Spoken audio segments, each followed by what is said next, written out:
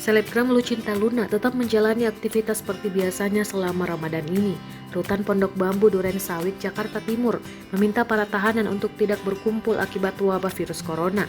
Biasanya kami mengadakan pengajian, tadarusan di masjid, tapi karena ada virus corona, mereka tahanan dan napi tidak boleh berkumpul, kata pelaksana tugas Kepala Rutan Pondok Bambu Emma Puspita kepada wartawan Selasa 28 April 2020. Emma Puspita sudah meminta ke semua tahanan, termasuk Lucinta Luna, untuk tetap melakukan ibadah di ruang tahanan masing-masing.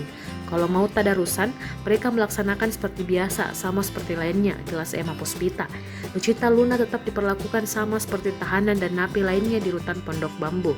Dari putusan pengadilan, Lucinta Luna sudah disahkan jadi wanita, jadi sama-sama satu sel, nggak ada sel khusus, jelas Emma Puspita. Setiap melakukan ibadah salat, lanjut Emma Puspita, Lucinta Luna juga memakai mukena, seperti wanita pada umumnya, katanya. Untuk diketahui, Lucinta Luna ditangkap polisi dari Satuan Narkoba Polres Metro Jakarta Barat di apartemen Tamrin City, Tanah Abang, Jakarta Pusat pada 11 Februari 2020 lalu. Saat penggeledahan di apartemen tersebut, polisi menemukan 3 butir pil ekstasi di keranjang sampah. Polisi juga menemukan obat penenang Ramadol dan Likronal yang masuk dalam psikotropika di kamar apartemen tersebut.